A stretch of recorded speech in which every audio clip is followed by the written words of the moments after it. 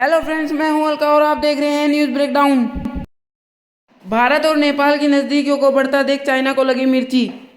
आइए वीडियो को स्टार्ट करते हैं। नेपाल के प्रधानमंत्री पुष्पकमल दहल प्रचंड ने संयुक्त रूप से भारत और नेपाल के बीच मोतिहारी पूर्वी चंपारण अमलखंज तेल पाइपलाइन के फेज 2 का शिलान्यास भी किया है। इसके अलावा प्रधानमंत्री नरेंद्र मोदी और नेपाल के प्रधानमंत्री पुष्पकमल दहल प्रचंड उपस्थिति में दोनों देशों के बीच कई क्षेत्रों को लेकर समझौतों ज्ञापनों पर भी हस्ताक्षर किए गए हैं। साथ ही साथ आपको ये भी बता दें कि पीएम प्रचंड आज हैदराबाद हाउस में प्रधानमंत्री नरेंद्र मोदी जी के साथ द्विपक्षीय बैठक कर रहे हैं। इस दौरान दोनों नेताओं के बीच बॉर्डर विवाद को लेकर भी चर्चा हुई है। विदेश मंत्रालय के प्रवक्ता आंदीरम बागची ने ट्वीट किया कि दोस्ती और सहयोग के बंधन को गहराते हुए पीएम मोदी नेपाल के प्रधानमंत्री से द्विपक्षीय वार्ता के लिए हैदराबाद हाउस पहुंचने पर बधाई दी है। महात्मा गांधी को भी उन्होंने साथ ही साथ श्रद्धांजलि दी है। इससे हमें पता चलता है कि प्रधानमंत्री नरेंद्र मोदी जी देश के ऐसे पहले प्रधानमंत्री हैं जिन्होंने विदेशों में भी भारतीय संस्कृति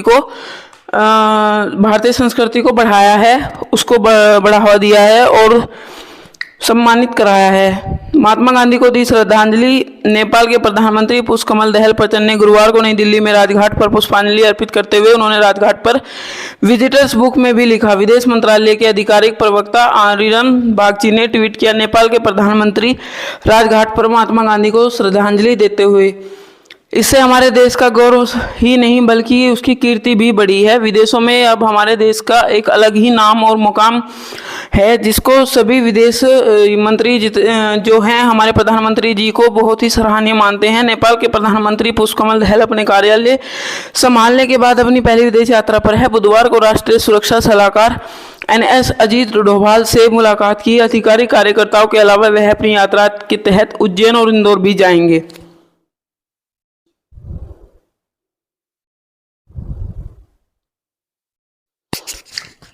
सुनने में ये भी आया है कि रामायण सर्किट संस्कृति का जिक्र करते हुए नेपाल से दिल जोड़ने की बात कर दी है प्रधानमंत्री नरेंद्र मोदी जी ने।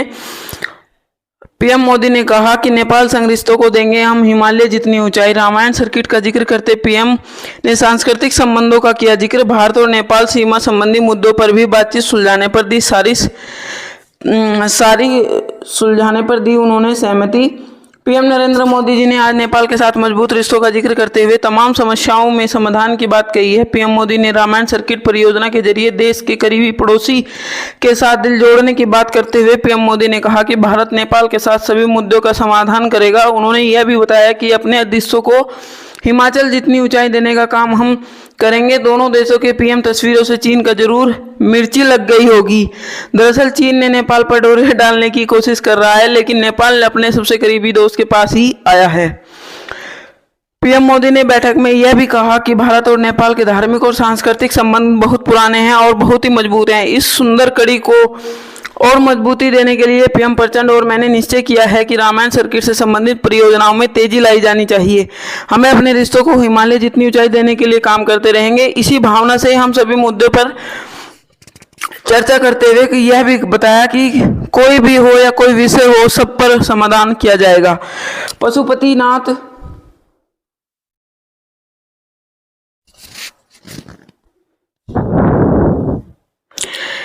धार्मिक संस्कृति का संबंध बहुत पुराना है, मजबूत है। सुंदर कड़ी को मजबूती देने के लिए पीएम प्रचंड ने निश्चय किया कि रामायण सर्किट संबंधी परियोजनाओं में तेजी लाते हुए उन्होंने यह बताया कि पशुपतिनाथ से महाकाल यात्रा तक का पीएम मोदी ने प्रचंड आप कल इंदौर और धार्मिक शहर उज्जैन की यात्रा करेंगे। मुझे विश्वास है कि आपकी उज्जैन यात्रा ऊर्जामयी होगी और पशुपतिनाथ से महाकालेश्वर की यात्रा, इससे आपको आध्यात्मिक अनुभूति मिलेगी।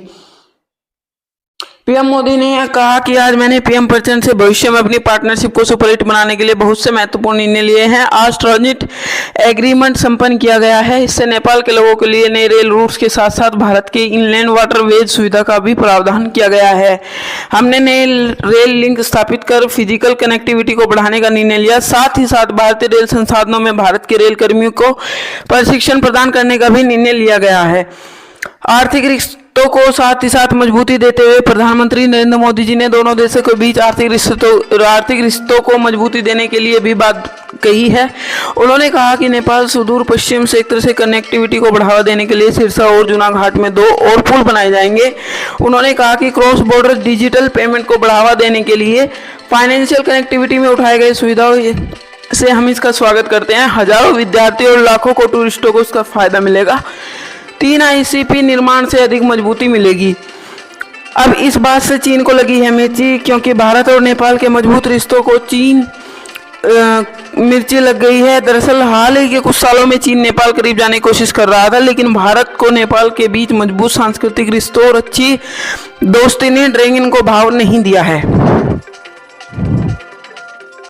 तो फ्रेंड्स, वीडियो पसंद आई हो तो प्लीज़ वीडियो को लाइक कीजिएगा और चैनल को सब्सक्राइब कीजिएगा।